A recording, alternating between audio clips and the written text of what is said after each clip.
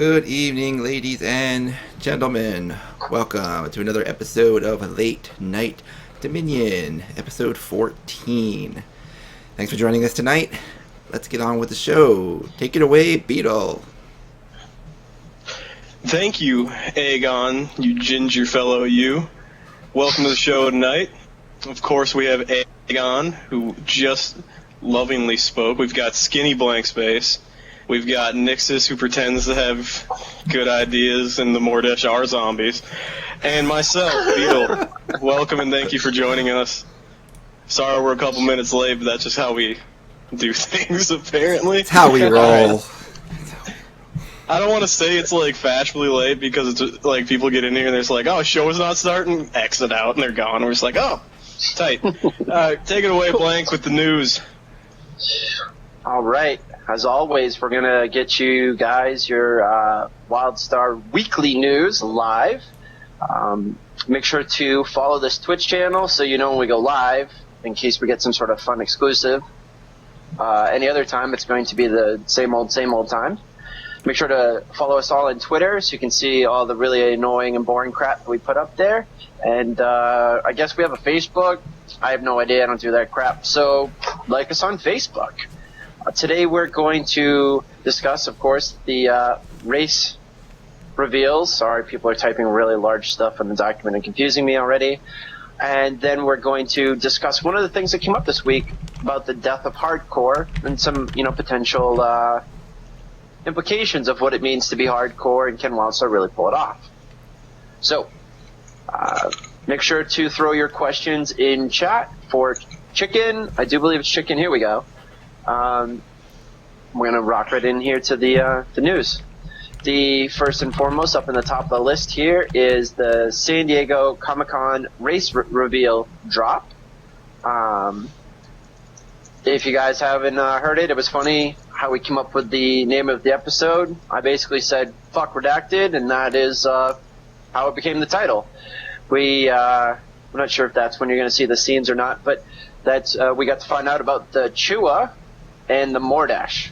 So we get little space gerbil people, Mogwai, I'm not sure what the other one was, and the Exiles get zombies. And we will get into whether they're zombies or not with Nixus, and we want to hear your feedback shortly.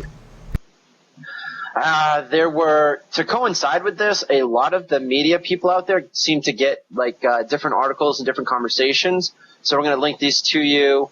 There weren't a lot of really big notable points from these. Normally we find something that we're like, oh my goodness, you need to see this, you need to read this. A lot of this was the background of lore. It was the sort of stuff that comes basically, I feel like, part of Pappy's job. So you're going to get a link from Zam. Again, more about the races and whatnot. People are messing with my stuff. Game Breaker had, I believe, a video, and they had some question and answers you guys should definitely check out. There was a note out of all the news. One of the things that I wrote down about this was during the question and answers, Chris, which is known as C. Lynch, he's a combat designer, made sure to let everybody know that the hitboxes are normalized. A lot of PvPers know what kind of a challenge this can be, so that there is no advantage, everybody on a PvP team having the little smaller guy because the hitboxes are different, that is not going to be the deal with Wildstar. So, again, you're going to get that link in chat, and it will also be on YouTube. Wildstar Core and Wildstar Fans, you're going to get links for them.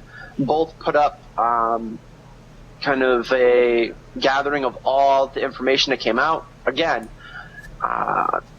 every fan site kind of had their own takes on things, whether it was Game Breaker or Zam. A lot of people put out their own stuff, Wildstar Fans, Wildstar Core, things like that. So, again, depending on what side you're really interested in, you can go check that out. And there is an article here from MMORPG that we are going to be talking about later here in the show. It talks about the death of hardcore. It's an opinion piece. Made some pretty strong arguments. We're going to discuss those here in the future. We'd love to get your guys' feedback. It's going to be a little bit more interactive tonight when we get into that sort of stuff, because we'd really like to hear what you guys think. Some of the main points were, rating, as a full-time job, having to memorize the routes that you would go to level, the shrinking raid size, and a bunch of others. We'll get into those later.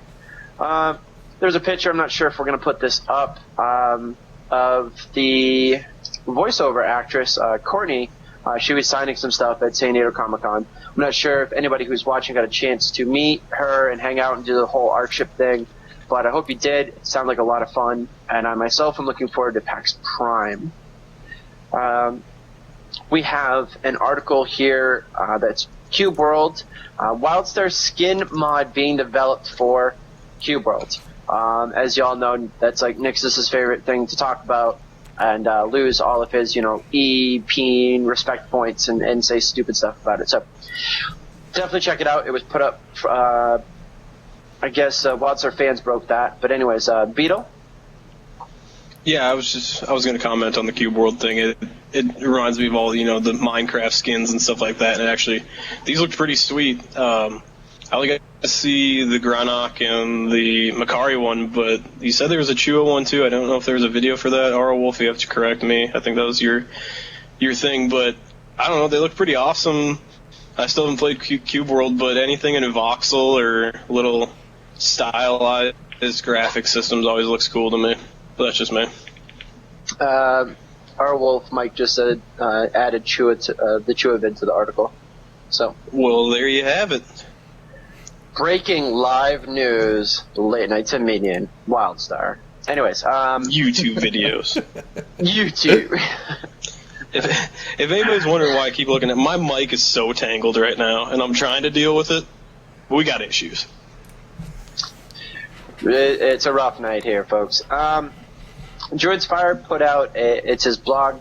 There was a big long post about females and gaming, the industry. There was a little bit of Twitter conversation out there about just gender and, whether it's what attracts females to play certain games or there being respect for female gamers. It was definitely something for an entire episode, or at least a topic to talk about in the future.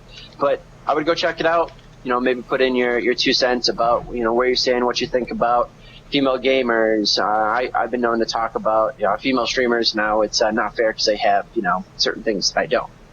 Things like that. Wildstar Wednesday, of course you guys are going to get that. It was Mondo Zax and Victor Lazarin had a long conversation, literally 45 minutes pre-production with Nixus, talking about the lore and crap of these guys, and that's going to segue into our first topic of the show. Apologize, there wasn't a whole hell of a lot of news this week, because of course it was all about no more Redacted. You can say Chua, you can say Mordesh, here are the pictures. So that's your news for the week. We're going to get in here into the topics. So let's sit around and BS a little bit about them. We got Chua and Mondo Zax. I do believe that we would say they are gerbil-esque. They are little cute fluffy things. You guys are gonna see why we're stepping around this, because it's gonna become a whole deal. And I hope you guys get into it here on here in the chat. But looks like the first person who wants to say something is going to be Beetle. So Beetle, let me pass it on to you. Chua. Yeah. Thoughts? I'd love to see in chat, where I was seeing Chua Pride. I'd like to see what people are thinking, Chua Mordesh, what they thought was cooler. I personally liked, and I hope, we haven't heard the last 2 classes, and speculation doesn't lean towards this, but when they were showing the Chua video and them, running on rooftops and doing the flips, it totally reminded me of, Crouching Tiger, or, just other, crazy Chinese Wu-Tang movies. And I thought that'd be so awesome if they had a little samurai class or something, because there's I'm doing little flips, and that looks so awesome to me. But I don't know, it's kind of space, so we don't get to be ninjas. Space ninjas could happen, but Aegon, what do you think? Chuas themselves, I love the Chuas. I mean, I love small, cute, destructive little creatures. They're just hilarious to think about, especially the possible storylines we're gonna see in game are just gonna I'm just waiting to crack up. Go ahead, Nixus. So, the Chua. What can I say about the Chua? Honestly, between the Mordesh and the Chua, I have to pick the Chua. Because they are like that little fluffy race that are like completely, ape-redacted crazy. But at the same time, like, they're not too cute to where they're like the Orin that are just like almost too mushy. I don't want that. They're like a good mix between like awesome and fluffy. It's like, you gotta find that right balance, and that's what I think they are. And what I gotta say about them is, first off, their leader, Mondo Zax, only my favorite character right now in the lore. He's born into this family. He's nothing special. He's the runt. He's part of 13 brothers and sisters. They mysteriously start disappearing. He's got daddy issues. Yeah. That just disappears when the dad just dies. And then it moves on to him just being like this crazy little angry rat. Gerbil, space gerbil is what we're calling it now.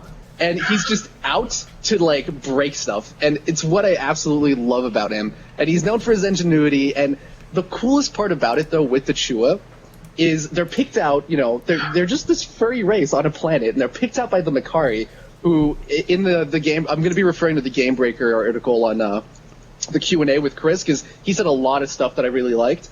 Essentially, the Makari are like the shepherds, right? They're the shepherds of the Dominion, and they pick out the Chua because the Chua are like, they have that potential no matter how much of a liability they might be because of like how crazy they are. So they pick them out and they make them like kind of like the engineers of the weapons and whatnot. And it's like they're not there because they're wanted. They're more there because they're like useful. So they have all this power because they're the ones who give the Dominion, the Force. They give the Force. By that I mean guns and weapons and what they need to blow stuff up. And that's like that's the role that Chua have. So they're there because they're kind of giving the Dominion a means to be the Dominion, and on the other side, they're just kind of like, they only get along with like the Draken. That's about it. Well, they only get along with the Draken because the Draken get cool weapons from them. Yeah, so I don't know if it's a love-hate thing. I know it is with the Cassians. The Cassians definitely don't like them, and until they announced the Chua, I was so convinced I wanted to be a Cassian, and now that they have the Chua, I'm just like, hashtag Chua Pride all day long, But go on, Blake. I wanted to reiterate a little bit about, because a lot of you guys who watch, seen the show before, that I'm not a big one for lore. I do read some of the stuff to try and get a feel for it. A lot more visual. It's really cool that they are just this tool. It's like, if you are the Dominion, you're like, well, I have this half crazy, and especially I'm looking at this like Cassian would, I guess, like there is this crazy, super intelligent thing that can make us weapons and security systems and all this sort of stuff. And yeah, they might be just fucking nuts. However, we can use that. Like we can kind of deal with the craziness because this is such an amazing, asset to what we're gonna do. I did want to make mention about how Chua is so much cooler than Orin, and this is a personal thing, kind of a gaming thing, but just like, the Orin very much dip into the hippy dippy space bunny squeezy pink crap, and the Chua are cute but crazy. For me, that's, if there was anything that, seals the deal for Dominion, it was that altogether. And I've said it before, the only cool thing about Exiles is the Granok. Big, space rock dudes who drink lots of beer. That's really cool. All the rest is just like, space zombies, don't really care. Okay, you guys are rotting, go rot over there. Don't, whatever. Orin, humans, so... Anyways, They're not zombies. Yeah, well, I mean, you talk about, zombies, but you can talk about Orin being like the cutesy hippie whatever, aren't the Chua the cutesy thing for the Dominion? Yes, they may be maniacal and tech savvy and all that, but are they not the same thing that the Orin are to the X? Yes, they may not have bunny ears, but they got rat-like ears, stuff like that. That's just stuff I think about. They're the equivalent, and we're just choosing sides, of course, because Dominion is the better side. Watch the video. There's a zoom in on a portrait of a freaking Chua with a huge mole. It's like right there. That's not cute, dude. It's just like evil looking, sharp ass teeth. You know, you're just like, right. Not too cutesy. That cuteness is totally balanced out by the complete psychoticness. Cute, psychotic. They're so similar nowadays that it's just, I don't know. But the one thing I do want to say are we talking is about Mondo's. Ex-girlfriends? Wait. No. Yeah. Well, probably yes. Be fine. No. The Mondo mustache is awesome. And what else was I gonna say? Oh, Gazmoff just said in chat, Chua Yoda. See, Mondo's gonna be cool until like halfway through the game when you just stumble into some random cave and you just see a floating meditating Chua, and then you're just gonna be like, well, this is the best Chua in the game. Whoever the fuck this guy is, he's obviously the second coming of Chua Christ and can levitate. So. But yeah, we can. We could probably move into the Mordesh here. Do we want to talk about the Mordesh, or is anybody else? Let's talk about the Mordesh. No. We're gonna try our best. We're gonna try our best to keep this civilized. But just so you folks know, we started pre-production at 7. I've been having this conversation with Nixus since 7 o'clock. 3.5 hours we've been discussing what can we name our stuff tonight, because they're not zombies. Are they really the Mogwai? Are they really gremlins? It's been ridiculous. So I hope you enjoy this as much as we do, and feel free to put your input in. Go ahead, Nixus. Go for it. I was first. What? Beetle, please. Go ahead. Beetle, please. Beetle, please. I wasn't even going to say anything about zombies. All I was going to say is zombies. Mine's more specific to Lazarin, whatever you want to say. I liked reading his kind of backstory, and I got a real like I Am Legend or World War Z vibe with the main characters wanting to stick around and figure out the cause of it and going around and trying to figure it out. That's what I got from that, and I thought that was really cool. Like, crap, I kind of screwed everybody over. I'm going to try to figure this out. And, like, he's devoting all of his time to it and all this crap. I thought that was pretty cool. I mean, it's got to be tough with his insatiable hunger for brains all the time, but that's probably a whole other thing. He's just looking for it, isn't he? He's just asking for trouble. Beetle, we're talking after the show. Sorry. Okay. Before I go on my little rant about why they're not space zombies, I do have to say, even though I do prefer the Chua as a race, the Mordesh have a pretty cool story. I was reading it and I read it again and again just because it was actually... It's awesome. You've got this race of, like, pretty much perfect... they're pretty much perfect, and they're these, like, crazy alchemists, and they're super smart, and they're just, like, divine, everything everybody wants to be. And then you've got Victor Lazarin, this, like, genius coming straight out of school, and he's just like, all right, you know what? Let's go be awesome. And then he's got this kid who's born. He loses his wife Mina, and he's on this like quest to, like, he's almost like Darth Vader, man. He's like, I don't want to see my love die, so he's trying to find, like, what's that face? It's totally it, dude. He loses his love, so he becomes all like evil, and he's just like, I gotta find a way to stop people from dying. So he loses his James Earl Jones? So he goes on, he invents this Everlife elixir, right?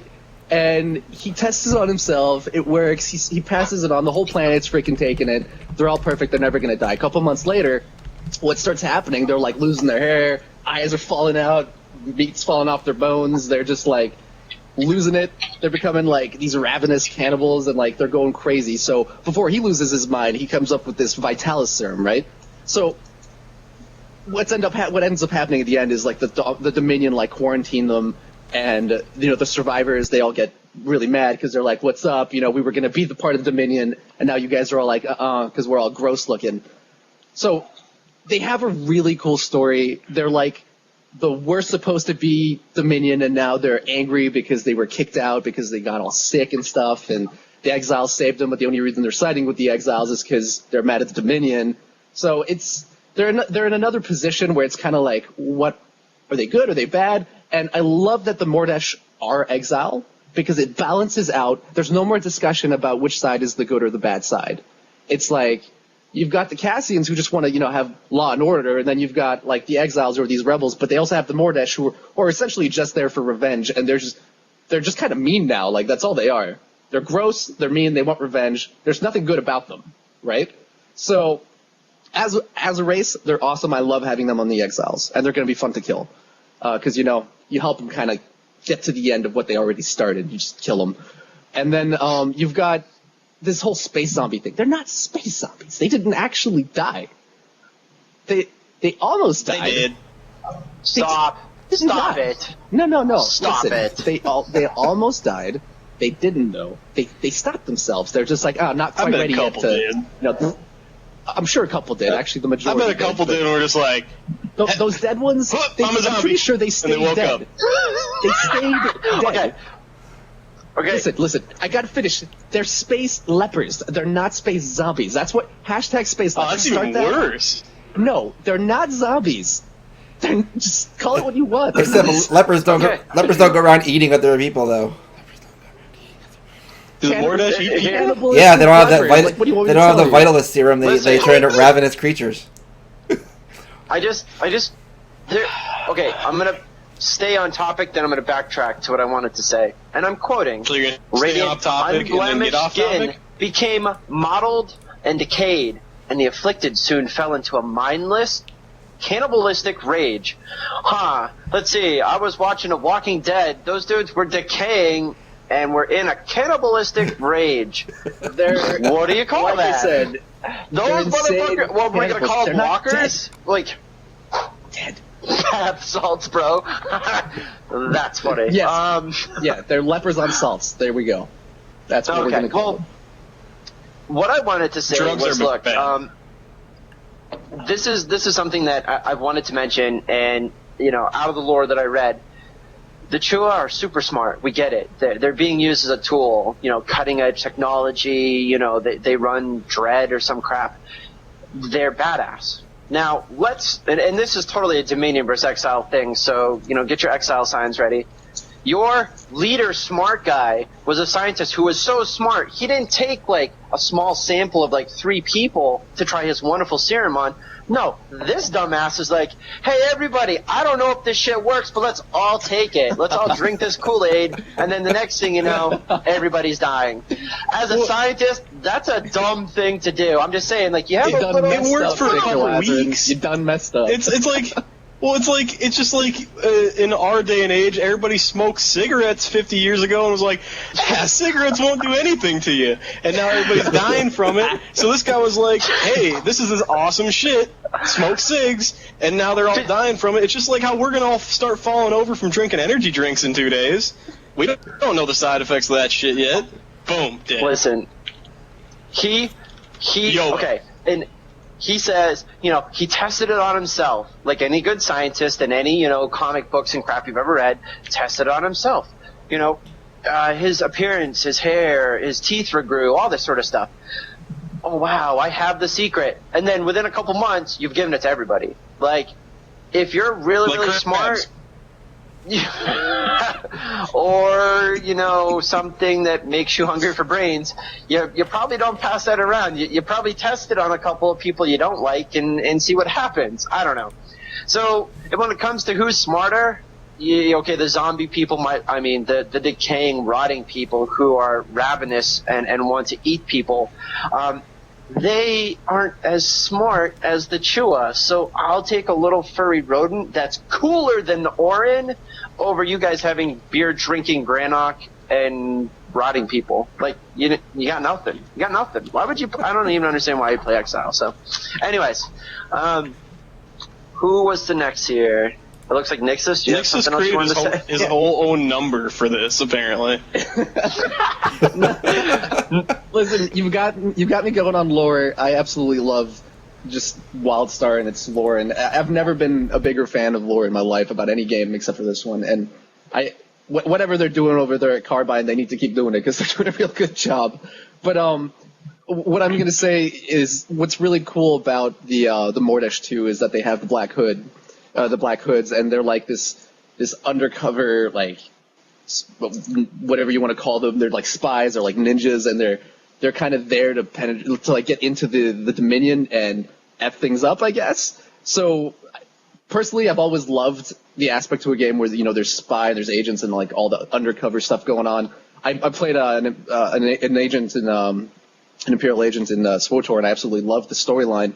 And I'm hoping I might see that again in Wildstar with because there's the ICI with the Dominion, and then there's the Black Hoods with the Exile. So how are those going to tie in?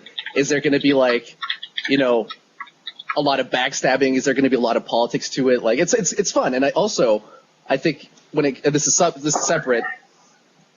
The fact that the Chua have evolved over time so fast, and they're becoming like super awesome at making stuff. Like, how far is that going to go is another question. So it could make for some potentially fun raid bosses. Like one little Chua scientist who just couldn't get enough, and he invented like a mega Elden robot thing, and it's starting to blow up and march around the planet. Like, I don't know. I think there's some really interesting stuff you could do with that. And on top of that, the fact that the Mordesh do go, crazy and ravenous if they stop getting their serum.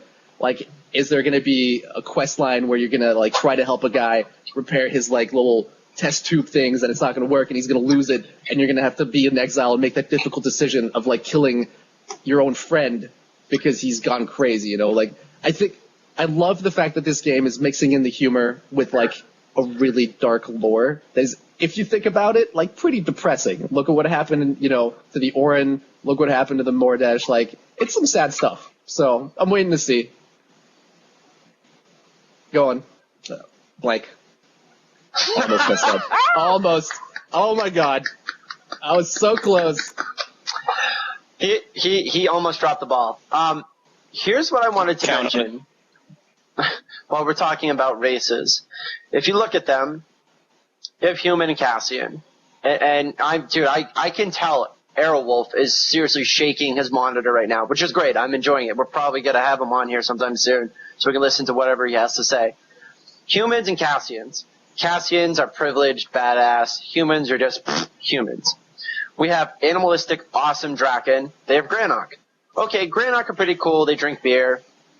Cool. Then you have the Orin. Wonderful. Space hippie bunnies. Whoop-de-doo. What do they do? Nothing. We have crazy scientist, able to do all sorts of cool stuff. Chua. Then you have Mordesh. We fucked up our science experiment and we're all dying. Awesome. And then we have Makari, given to us by the Elden. Like, here you go. These people are badass. So again, if we're talking about the scale here, it really does, sit so much more for Dominion than Exile for me. And I'd love to hear what you guys have to say in chat about that, about what really draws you, whether it's a race, whether it's the general faction, what really draws you, because I'd like to see some of that right here. So anyways, Cassians are British and therefore inherently cool. Blake and I have in common the fact that we both like the Dominion. That's about it. Oh my goodness.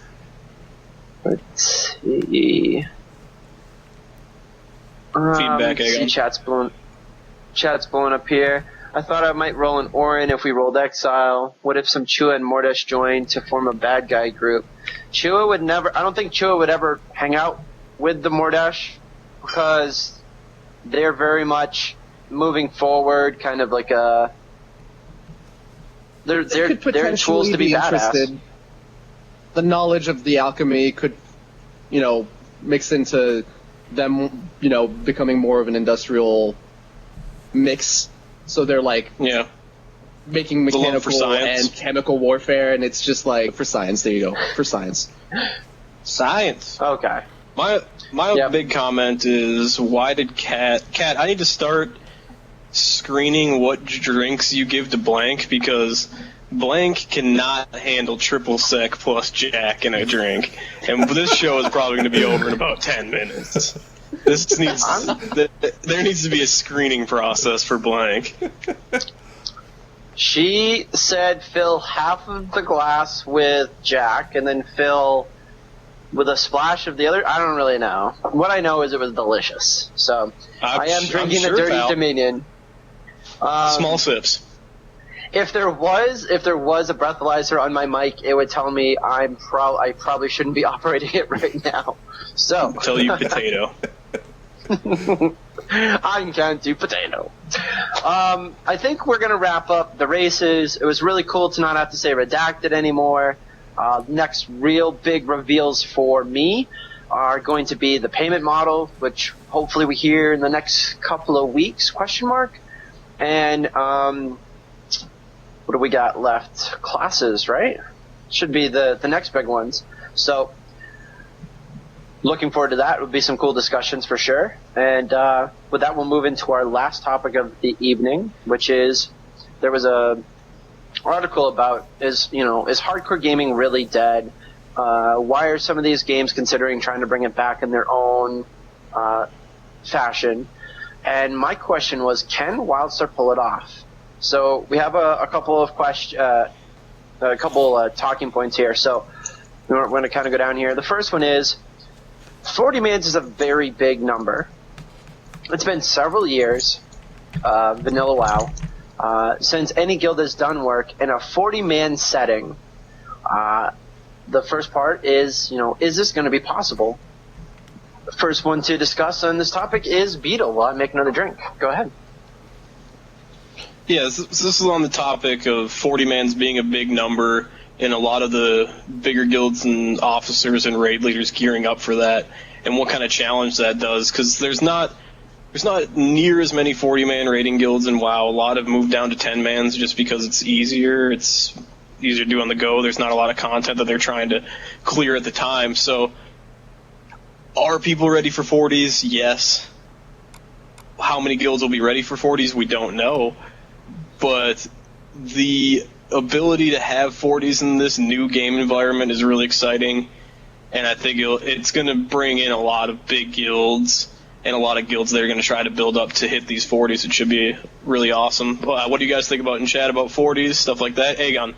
I think it's going to be interesting. I mean, 40-man raiding has pretty much been non-existent for a good amount of time. It's going to be a big mindset change again for some of these big guild leaders again.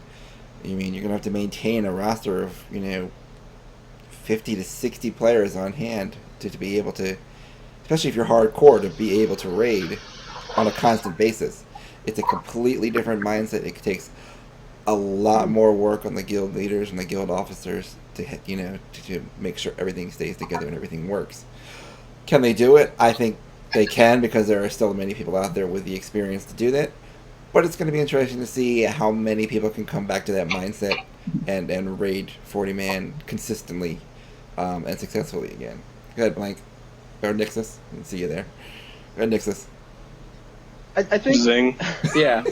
I'd say 40-man raids, are we ready for them? I personally would love to see them back. I'm going to do my best to take part in, despite, having school and whatnot. I think it's going to be a mix, though. It's going to bring back, the real appreciation that we're going to have for achievements and for gear, and it's going to have a little bit more of a meaning whenever you do accomplish stuff, instead of just like, yeah, I queued up, finished it in like half an hour and whatever. This is going to be like actual progression. When you finally finish, you're going to have that feeling of just like, yes, finally. And you can be part, like, if you're good enough, you can be part of the few, and when people like see you, they're like, hot damn, look at him, But on the other end of the spectrum, you've got like all the trouble that comes with having a 40-man raid. For a raid leader, though I've never personally ran a 40-man raid on my own, I've been in an environment where, there are people that I talked to did, and they're under a lot of stress. It's a lot of work to, just for, it might just be a video game to some people, but to them it's like, it's a big deal. You're bringing 40 people from all across the world together to just do one thing in common, and they all have their own lives going on. So it's like, you've got the kids, you've got, all this stuff. And so can you find a consistent 40, and will there be enough guilds that will be able to find that consistent 40? I think it might be a little bit more difficult than we think, but achievable, sure. I'm happy. Point of what I'm saying here is, despite the trouble, I'm still happy that we're going to get 40-man rating back. I think it's going to be good for the MMO player. Go on, Blank. Oh man, you are so bad at this. I know. Makes my heart hurt every time. It's okay. He's a zombie. It's okay. It's zombies. So everybody's saying it. I'm gonna say it too. No looking for raid, man. Like, nobody wants that.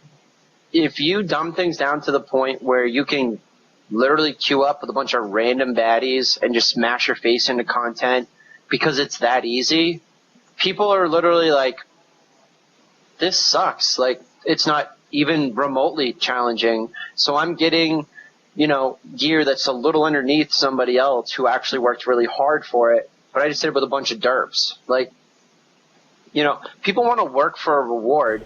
That's one of the things where I know when we had Airwolf on the show, we talked about the different driving factors, whether it's your faction or what you do. And when I initially started playing World of Warcraft, I wanted to be that cool-looking dude who had numbers on his set. It was like he had this out of this many of one, the first set was like 0.5, or his Uber set, or his MC set, or tier 2, like, that was so cool. And even if at first I was behind in progression, it was something to aim for. People want things to aim for, even if you can only play casually, even if you only play the auction house like OnRes. People like to work for something and be rewarded and have it mean something. If you make it so everybody has the same crap and anybody can do it, eventually you end up with, dare I say, Guild Wars 2? Sure, why not? Fuck it. You end up with Guild Wars 2, where you play, you're done, 3 months, you're gone. Nobody wants that. So, while talking about 40 mans and being a big number, we got to talk about populations a little bit. First one that I wrote down here was alliances. Do you think we're going to see them? Does that actually work for what Wildstar is looking to do? First person who wanted to, comment on that was Beetle. So go ahead. Alliances. What are your thoughts?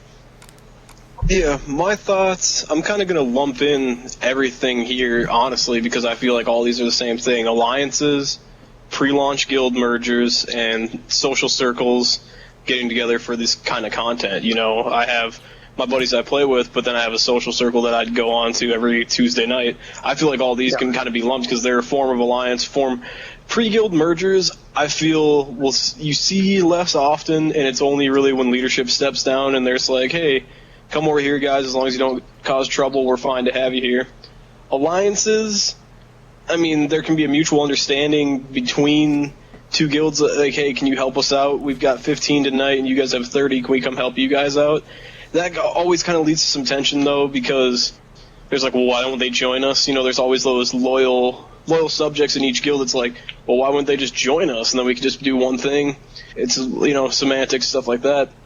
But then the big thing that I think is going to catch on is, yes, we'll have the alliances, that kind of stuff, but I think the circles is really going to catch on for players that don't have the opportunity or don't have the guild to do so. And that way, it'll just be on a forum post, like, this is our circle, we raid every time. We don't care if you derp around every now and then, but we'd like for you to learn it. We'd like to get this stuff done. So I think circles will be the biggest thing on it. Aegon, what do you think? Along the lines of what you're saying, I mean, if you look at, the guilds that may transfer over to this game in the long run, you have a lot of 25 and 10-man guilds specifically just for doing that content. And their guild may only be 10 people. And I think circles are going to be a very huge thing to pull these smaller guilds together to make a standard raiding group. Because you're going to have a lot of these groups that aren't going to want to go out and try and build 40-man, especially if they haven't done it in a long time or ever at all before. They may not have the experience, they may not have the know-how, but if they can get together with, say, two 25-man guilds, can hook up together, create their own circle together, and then they have 10 spare people that they can throw in when they need it. They'll have their 40-man, and they don't have to worry about joining together. They can just work together to complete this content that they need to do. I don't think we'll see a lot of mergers because of things like circles. and the different social options that Carbine's bringing into this game. Okay, what do you think, Blank? I really, I put these down as different, types of social functions that we do. Do I see alliances happening? Not really. This isn't a game that's designed around building an alliance like World versus World for like Guild Wars 2. It's really not, it doesn't really benefit anybody. Pre-launch guild mergers, I can see those potentially happening for, some of the guilds that have like-minded interest. Hey, we're a casual guild, maybe we'll just get together and be casual together. The same for the hardcore guilds, like, hey, we're an established hardcore guild, you're a less established guild, let's, put our heads together and let's build up this roster. Because let's be honest, 40 mans is a big deal. Even here at SVG, we're looking at, okay, we need 40 people. What does that actually mean? Well, that means we need to have 50, 55 stand every night that you want to have a raid. You got to have that many people in case someone's internet goes out, in case there's an emergency. You got to have those stand-ins. It's not a 25-man where 5 people subs was the rule. A tank, a healer, or a potential DPS. That was it. With 40 mans, it's a totally new metric. Well, it's not totally new, but it's a very difficult one that we haven't seen for a while. And we did talk about social circles. I really feel that there's going to be some interesting dynamics there, and I wrote metagaming this. Is it going to be possible to, work with, there's a 20-man war plot group, and they decide that, hey, we can get this, we can go and help these PvEers because we have really good PvP gear. We've talked about the 10% variation of how effective your gear is going to be. They go in, they're able to put some bosses down, they're able to grab a boss for their war plot. This is going to be something that people are going to look at and try to find out, hey, how could we use this to our advantage? So I'm looking forward to seeing how that, irons itself out. And, even potentially having social circles of people that are like, hey, I'm geared up in the best gear, but I don't have a guild. Maybe there's going to be a social circle called substitutes that are like, hey, I just happen to be on tonight. I'd love to go and do some extra stuff and see some, content with you guys. Just some potential thoughts. Nixus, how about you? Just a few quick comments on what we've been discussing here. I do see guild mergers happening before the game releases. It's going to happen. I hope it happens. If you've got small groups of like 20, 30 people and they're looking to eventually raid and they're just having trouble finding their numbers, quit wasting time and just merge with somebody else who's having that same problem, and just figure it out between each other. Because honestly, and I appreciate the idea that Aegon presented of, if you've got two 25-man, hardcore raiding groups and they create a circle where they get together and they do these runs together, it's fine and dandy, assuming that they all have the same level of integrity and they're all just as humble. Because when it comes to the meta game, you've got the leaders from both different raids who have to sit down and do loot council together, if that's the kind of thing that they do, for example, and discuss, which tank deserves the gear, which DPS did the best, and it's like, my guild, your guild, and it turns into this whole thing, and you're just asking for trouble, because greed will come into play. It will be something that you'll have to deal with, and it's just, in my opinion, it's just, you're playing with fire, so just avoid all that, and just merge. Just, if you find other people that are having the same problem, sit down, have a little discussion, and see what you can do. But I don't see social circles serving as being useful for raids, for anything hardcore at all. I see it great for World PvP, for example, or for just get-togethers for role players and stuff. But anything beyond that, I'm not seeing it being too handy. I don't know about you guys, but go ahead, Blank. I'm looking at chat. A lot of people are mentioning stuff. They're not really in question form, and I want to kind of get to them. That's really super green, so I can't read it. It's like Strang 24. I think 40 mans are being looked at with nostalgia glasses instead of being practical. That's kind of what we're talking about here, and we're kind of trying to, look at this. 40 mans, is that going to be, possible? Are guilds going to be able to get those numbers up? I know there was also a comment from EUR00 about, guilds are just going to mass recruit or they're going to do whatever. And then they're going to cut when the game comes out. It's definitely a dynamic that each organization is going to have to look at and decide what they're going to do. I don't necessarily look at 40-man's being nostalgic. They're trying to they keep really pushing that things are going to be hard. They're going to be hardcore. 40 people is difficult. That you're not just, it's not 25 people. You're not minimizing the amount of tanks and healers that you need. And once they get geared out, you're just bringing in less healers and maybe one less off tank because he can just DPS. 40-mans have a whole other metric that you have to deal with, who's going in where and doing what, that allows for the fights to be more dynamic and more challenging. It's not just, two tanks have to tank this stuff and they switch it off and cooldowns and everybody's snoring. Try to figure out what the mechanics are for the fight and go with it. And not only that, on top of that, the last layer is it's going to change every week. So I don't think it's just nostalgia. I think they're really setting the bar high. And we're going to talk about why, we think that they're going to set the bar high in a little bit. But, Beetle, thoughts?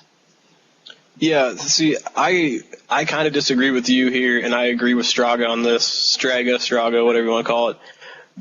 That's my biggest worry with this, is all these WoW players and all these old-time raiders are so nostalgic about vanilla WoW. You hear vanilla WoW is such a term these days that you hear it all the time, and everybody always says it's like this hipster thing.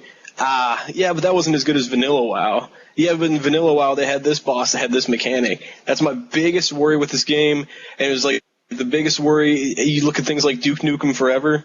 I'm not comparing this game to it at all, but the fact that everybody put it on such a high platform was like, shit, Duke Nukem's coming back. Well, if everybody's putting this game and saying like, oh yeah, I'm gonna go back to mom's house, go in the basement, crack a couple dews, a couple hot pockets, and just raid, son.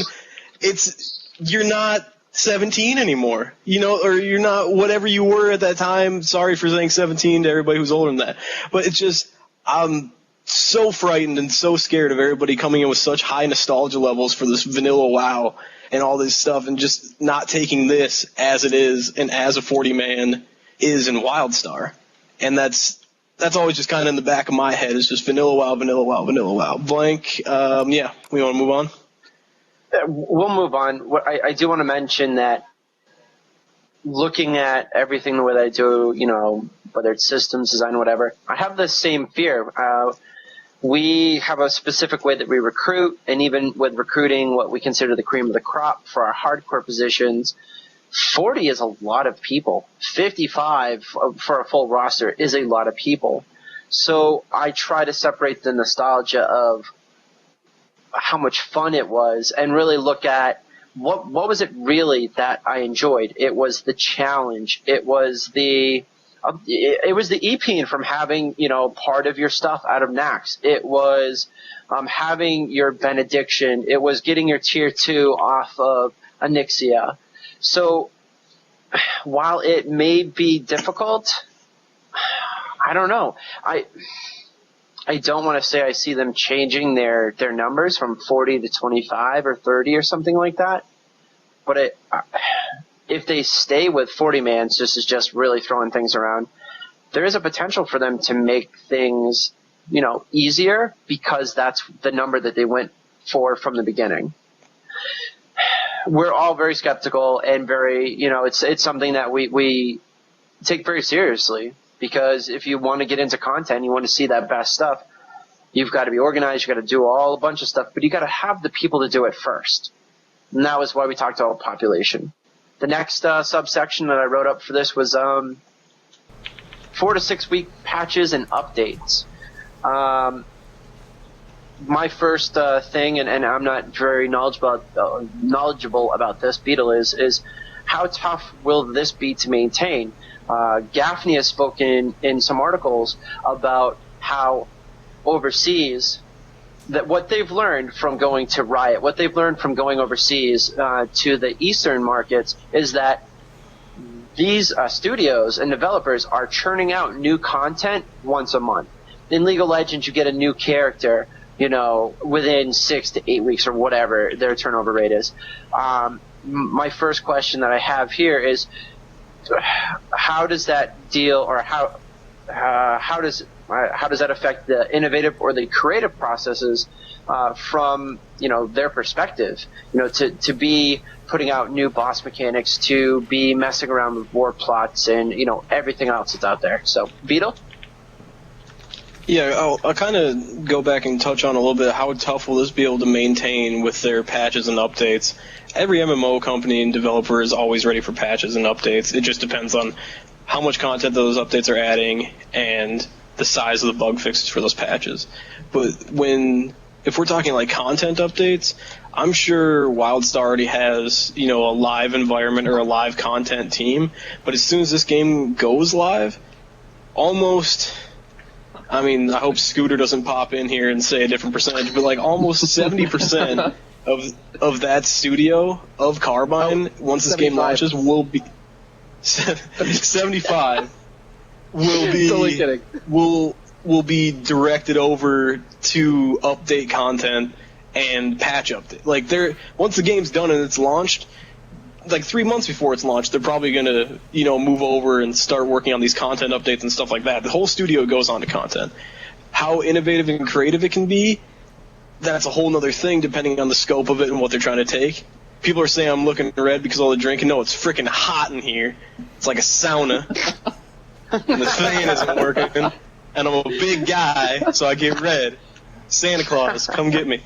And I go on these rants, and then I start getting short of breath because I'm not that thin. All right, so they'll have a huge team. Like 75% of this team is going to be working on that shit. There's going to be bug fixers. There's going to be content updates, but it's going to be a lot. It just depends on how often they want to put out their content and how often. Maybe they'll start working on an expansion pack right off the bat. Then we might not see as much content. I don't know. Stuff. Blank. Some people mentioned some stuff I did want to talk about. Again, they were more comments than they were questions. How did this may end up being a question, but I want to talk about it. How did I feel about them discussing a MOBA? They were talking about League of Legends and their process of putting out content. Hey, every this many weeks we're going to do this. They weren't talking about it, structurally as a game design-wise. That's smart, and as they've said, they're looking at these games that are successful overseas, in the Eastern markets. They're doing really well because people like to achieve things. They like to have a title, along with other things that draw people into MMOs, into games. So what they're trying to do is we're going to give you new stuff. A lot of people have mentioned, maybe that'll be housing stuff. Maybe that'll be this or that. I hope that with the hardcore focus that they're going for, that they don't do that cash shop kind of boring crap. If they do something that's for housing, awesome. But I would rather see them progress the PvE storyline through raids and, all the other dungeons and crap that you can do than the other stuff that's kind of filler content. Oh, someone's going to be emailing me tomorrow. That is there to do on the side, whether you're because PvP and PvE are the big ones. Housing is a nice attractor for me. Sorry, y'all can bitch at me tomorrow. The next part is, will people blow through content, because we're talking about these 4 to 6 weeks, iterations that they're going to put out. Will people blow through content in a week, or will we actually need the full time to progress? Another concern. Jeremy Gaffney says, yes, you're going to need that time. Things are going to be tuned to be hard. We want people to be crying about how difficult it is, that they have the best gear and they're not able to do stuff, and that we have to potentially adjust it to make it easier. So 4 to 6 weeks, is it going to take you a week, or are they going to be blown away like some of these games? They're like, oh, we made this really difficult, and then people come in and smash through it, and they're like, oh, we didn't expect that. We didn't expect people to level in 2 days. It was supposed to take them a week. What do you think, Beetle? Yeah, this is the big thing for me with this is I said this a lot in that sentence.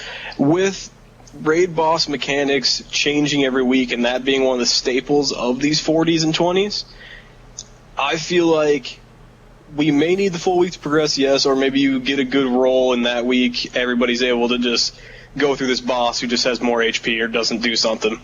But with that being such a staple, or with Gaffney talking about that so often, I think that's being developed right now. Like, that's one of the main focuses, you know.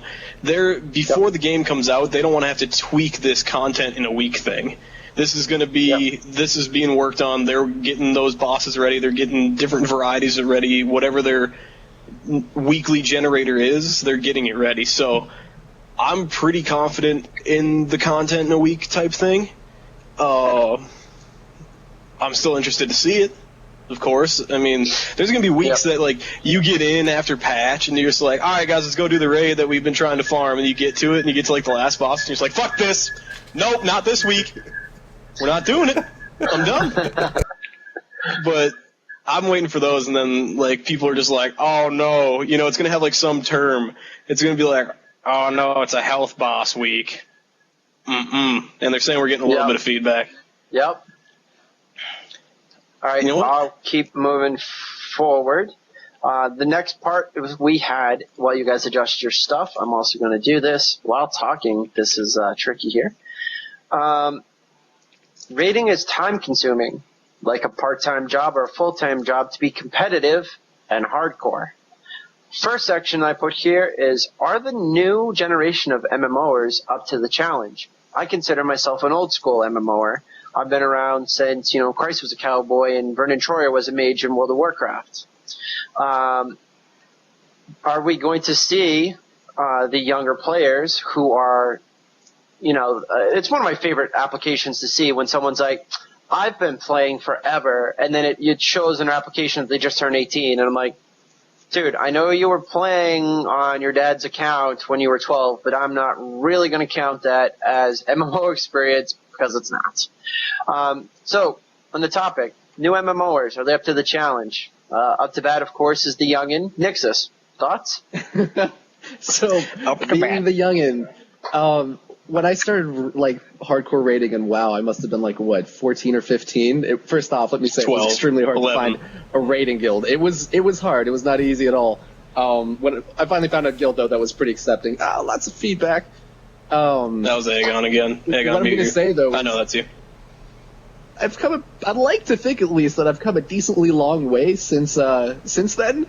So I'd like to re-experience 40-man raiding as who I am today and not who I was when I was 14. Maybe I'll have a little bit more appreciation for it.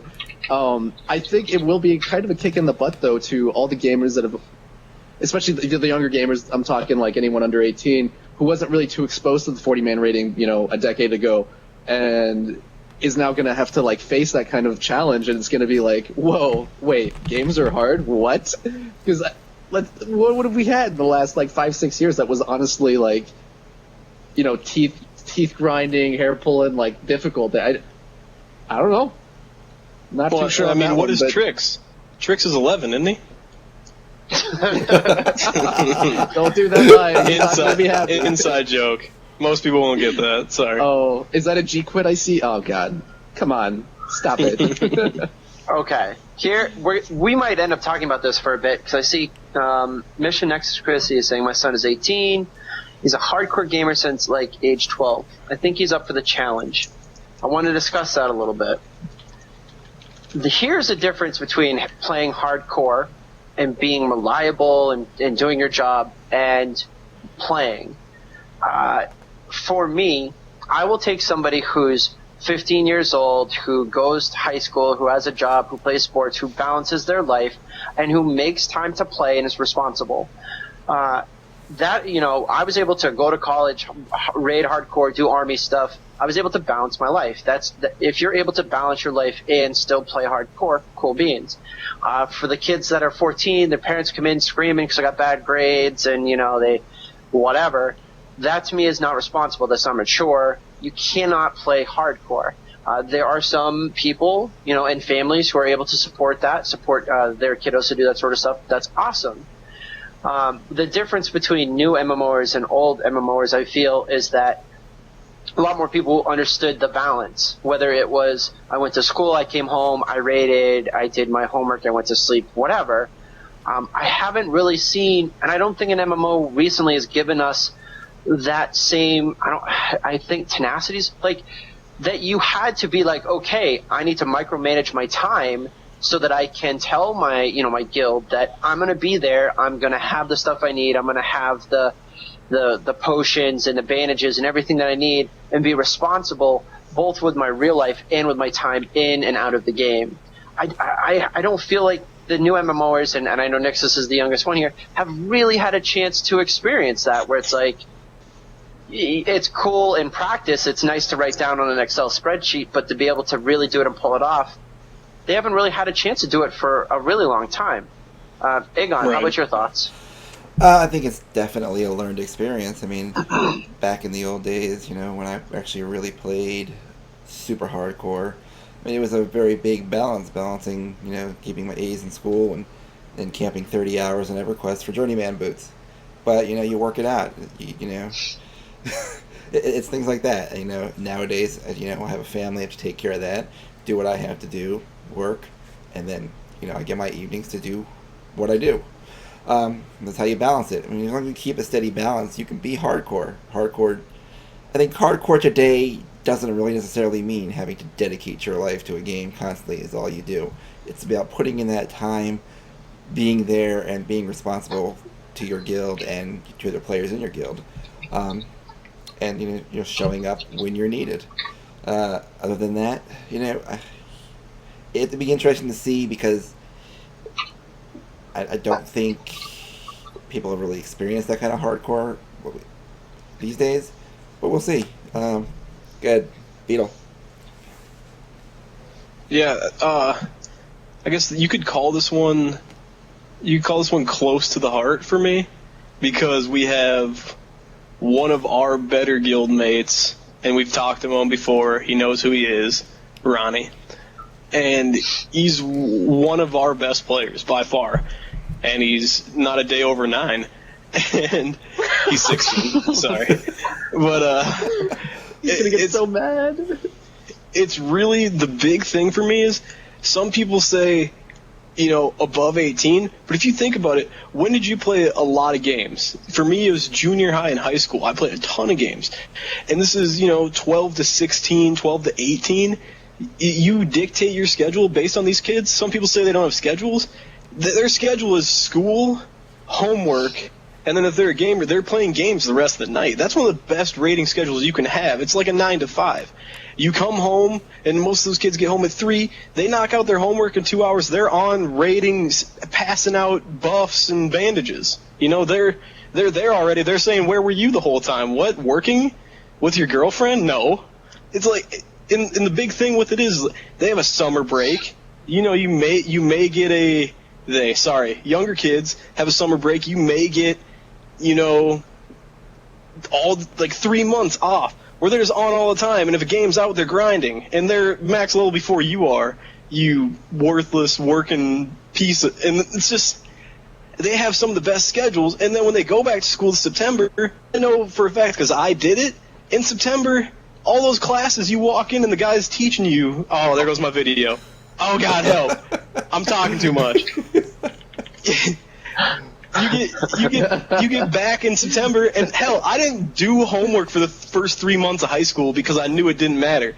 And I killed my video. I'm back. All right. So you get back to school, you don't do homework because all the classes are like, oh, read 14 chapters. Those kids are some of the best raiders and will be the best raiders because that's what we were in WoW. I was one of those kids. Came home, I was like, Mom, I did my homework. I didn't. I got shitty grades. But you kids stay in school. I told them I didn't do it so I can go get a couple grind levels before the raid was happening. So it's like, when people say, if they're mature enough and they're 15, 16, they have some of the best raid schedules out there. I'm talking like Al Sharpton, just preaching. We can go on. There was a mention about people playing hardcore and what is hardcore, and someone mentioned me talking about time and schedule, since we've discussed a little bit. I'm going to throw someone under the bus here. He's been on the show. Onrez. Onrez came to our guild and was like, listen, I can't really do 90% for this sort of stuff. However, when I play, I'm hardcore. And we were like, okay, tell us more. Well, I do Econ PvP, and I do it hardcore. Like, when I'm here, I'm just all about it, and, it's no joke. there are different ways of doing it. I don't want people to think that hardcore is that it's just stuck in a box. It's definitely not at all. And when it comes to schedule, I have to agree with Beetle. I'd like to see, and this is what's interesting. We will get an application, or your organization will get an application, and they talk about their past MMO experience, and it's not a full resume. You're like, wow, so you did some Panda crap, whoop-de-doo. You played some Terra and you played some Guild Wars 2 for a month like everyone else. But they have a drive, and I'm really starting to see that as a GM with Beetle, that they're like, listen, I have the summer to give you whatever you want. It's like, wow, that's really nice. Being an older gamer, I have to balance my schedule on when I can be hardcore and when I gotta go because the girlfriend says I gotta go, Or I've got my kiddo for the weekend, and that's just the way it is. Anyways, we talked a little bit about that. We're gonna move on to stay in school, kids. Stay in school. We have leveling is a chore and not a challenge or journey. Somebody messed up all my crap. The three things I wanted to talk about here was it took you 50 hours or so to max level in Terra. I picked the game up. I started streaming. It took me 2 days. That was about it. 2 and a couple hours, whatever. By 3 days, I was max level. It wasn't a journey. It wasn't interesting. It was barely fun. It was just about getting there. And it wasn't even challenging. Anybody could do it. Anybody. There was it wasn't some top secret thing, nothing. In these other games too, they have, God bless World of Warcraft, they had Recruit a Friend. I use that power level, so many alts. They even have the extra armor. I was reading on one of the forums where people still use this armor from Wrath, I think, because it gives extra XP when you wear it. So it's so funny to watch these people running around with this XP armor on, just so that they can speed through and get to max level quick. Oh, am I cutting out, folks? I don't think so. Anyways, what we wanted to say is, how do you think Wildstar might be different? Anybody go? I wasn't paying attention. Are we live? Yeah. Are we just saying, in a general sense, how is Wildstar going to be different? Well, they've How is already made it Wildstar's clear leveling that it's gonna take process? I mean, they've made it pretty clear. They've stated 140, 150 hours or something, right? So it's gonna take a pretty long time as far as I'm aware, and it's just I hope it's not easy. I want to sometime. I would love to actually have that feeling of just I'm gonna log out now because I can't deal with this right now. It's just too much, and Right, just kind of walk yeah. away, come back, and be just if it's too easy at the end game, and honestly, with Guild Wars 2, I leveled a Guardian. I was level 80 in 3-4 days, and then I just kind of stood in town, and I was like, all right, cool, what now? Not that it wasn't a great game. I absolutely loved the game, but if you get to end game too fast, it just kind of takes away from it. I think leveling is part of that experience, and I want them to just make sure that you don't lose sight of that. And that's my take on it. I don't know. Yeah, we've kind of spoke about it before, and what you say is leveling as an experience.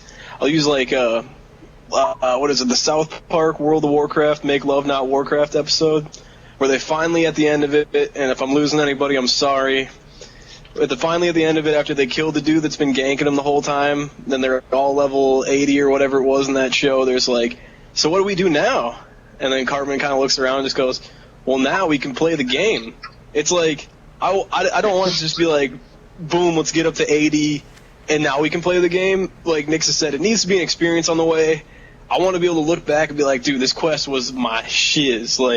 This, you guys got to come back. Hopefully we can do this every day. This quest is so cool. But I also want it to be when you're, that one mob away from max level, and you're just oh, check this out, I'm ready.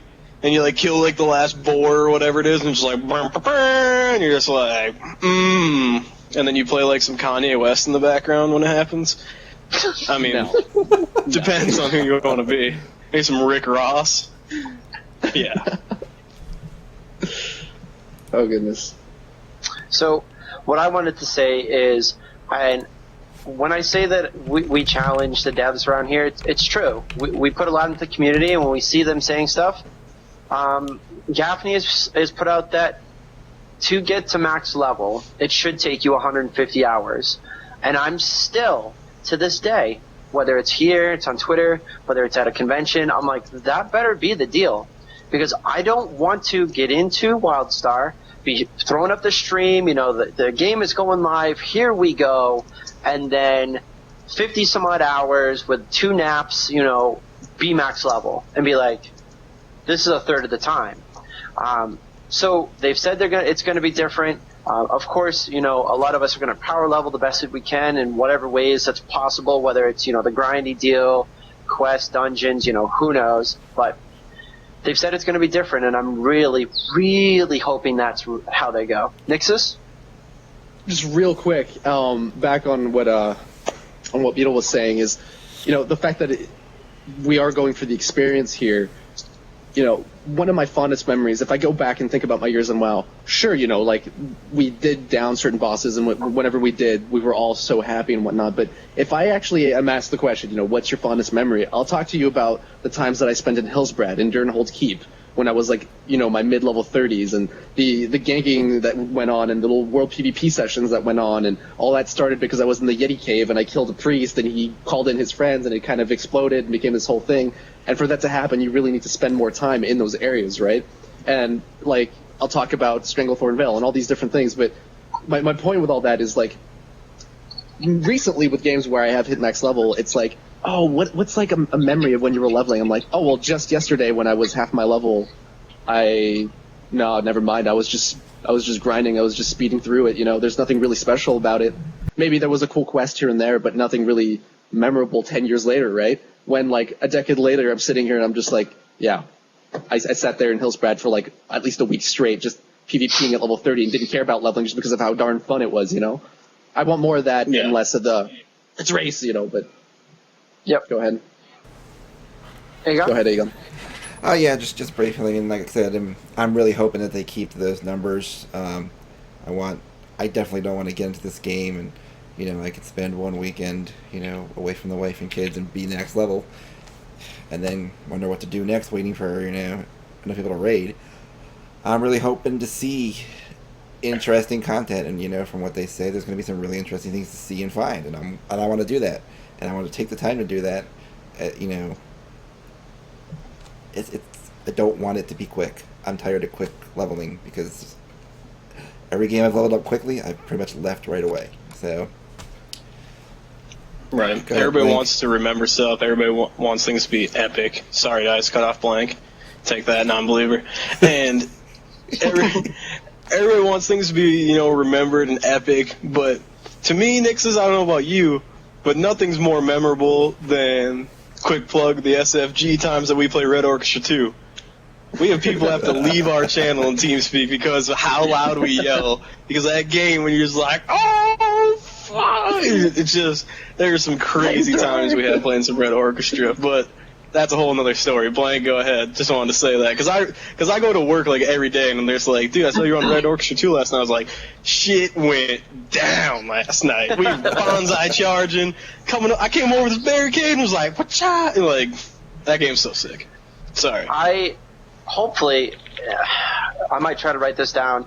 There was a sociological journal I read in college about there is a very minor but a link between doing things that are challenging and overcoming them together. It's the same whether you're in combat as a veteran or doing hard stuff in a game with your friends. And that's what it is. That shit was epic. It made you feel awesome. You did something fucking cool. And you have that achievement, whether it's a title or the achievement or it's just a story where you're just dude, you won't believe what happened last night in this game, So, here's to hoping that we see a lot of those in Wildstar when it comes out, whether it's on a stream or it's on YouTube, even if it's not even your world first or server first, it's something funny that just happens, The last section that we have here for you folks is why aiming for the hardcore is the best approach. Gets a little deep in the opinions here, but this is also experiential. This is what we've seen. This is what's been the downfall for other games where people say we're leaving and people just leave. They're well, they're the best of the best, and if they're leaving, why am I here? First point is exactly what I just said. people follow the hardcore and listen to them. They're the ones who are seeing the content. They're the ones who are doing, 40, 50, 60 hours a week on this PvE and PvP content. They're the ones who know the game in and out. If, the professional players in the NFL decided to stop playing, you'd be like, well, what's going on? There's something messed up here. Same sort of a deal. People that are knowledgeable about it decide that they're not going to do it anymore. Other people are like, well, it's not worth my time. They're also the organizations that are putting out the content. That's the YouTube, the streaming. They're the ones writing articles. They're the ones doing blogs. And this is the same for any game, whether it's your MOBAs and you're going to look up how to build your character like the guy did in LCS or League of Legends, or this guy does this in Dota 2. I want to know what he did. People follow these people. They are the ones who are knowledgeable. That's where you go. A lot of the organizations too take a lot of pride in the work that they do because they enjoy the game.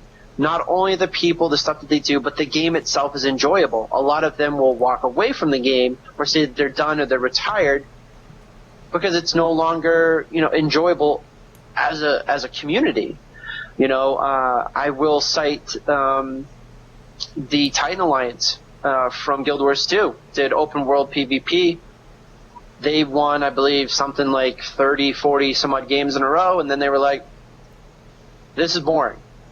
This is not going anywhere. We're done. We're out. And there were quite a lot of other guilds and players that were like, wow, well, if the best of the best is saying that they're done and things need to be changed, well, why are we going to stay here? We're just going to leave. And the last part that I have here is casual gameplay will always have something to aspire to, and this is what I was talking about earlier. Even if it means that you're doing, Karazhan with your friends when everyone else is 3 or 4, raids ahead of you, you eventually get to go see that content, even if it's months behind other people. For whatever play style that you have, you do get to go and experience it in your own time. If you end up getting let's say your playtime changes and all of a sudden you can be more hardcore and you're able to apply to a guild or an organization, you're able to go do it. Maybe see it when it's, happening as it's part of that 4 to 6 week cycle. But it still allows you, if you're just playing the game casually, to see the content eventually.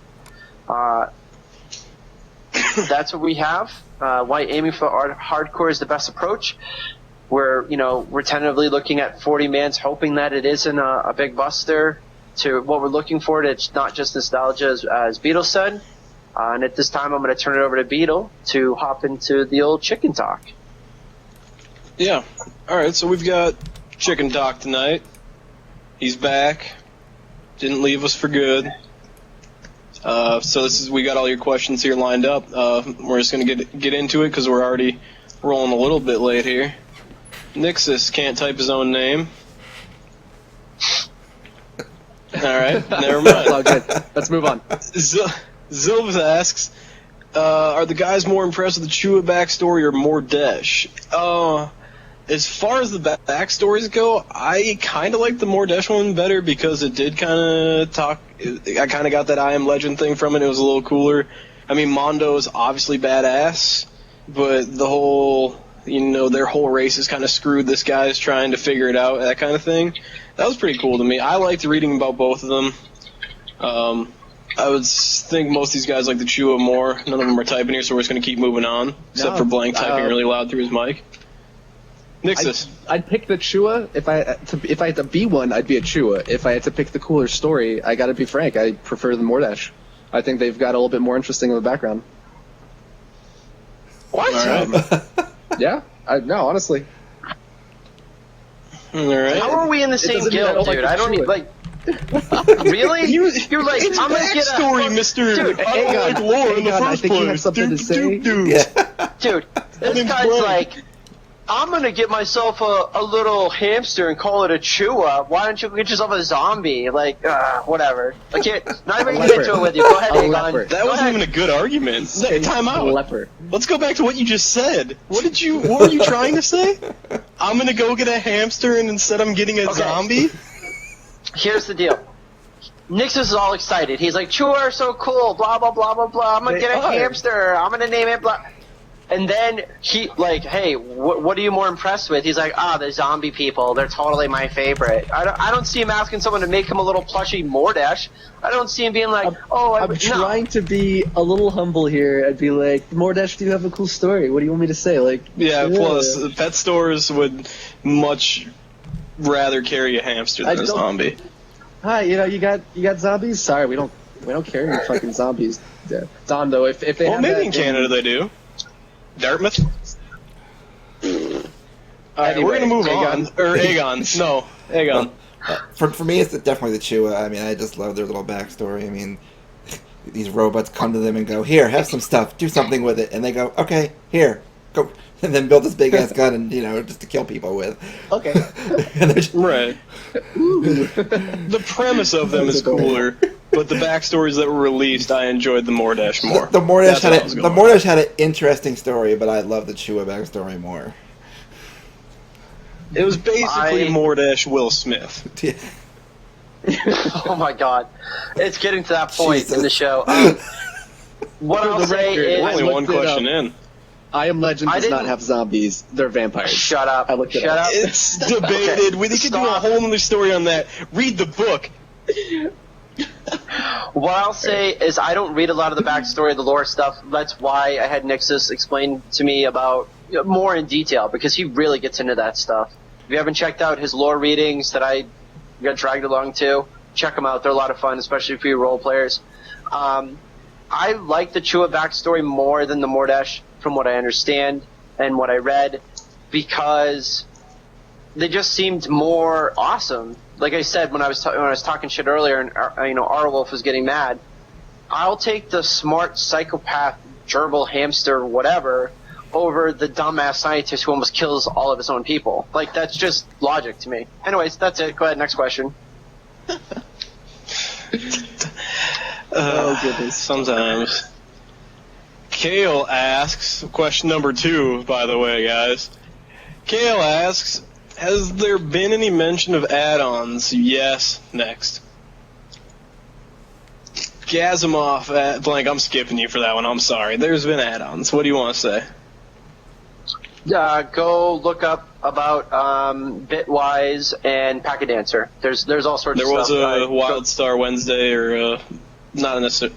There was on Wildstar Online news feed. There was something about their add-ons and what people are doing with them. We could maybe chase down a link. Gazimoff. Yeah, do you think the Mordesh can get glow stick fittings for their arms, etc.? If their arms aren't glowing, I don't know what the use of them is. I mean, where there's that little bone stuff, that stuff's gotta be glowing. That's awesome. Alright, nothing else? Okay, guys. Tiger T. Russell. Oh, man. Never mind. Question, if you had no teeth or hair and someone was like, I only tested this on myself, but it gave me teeth and hair back, wouldn't you try it? Absolutely. Just like heroin. Nixon.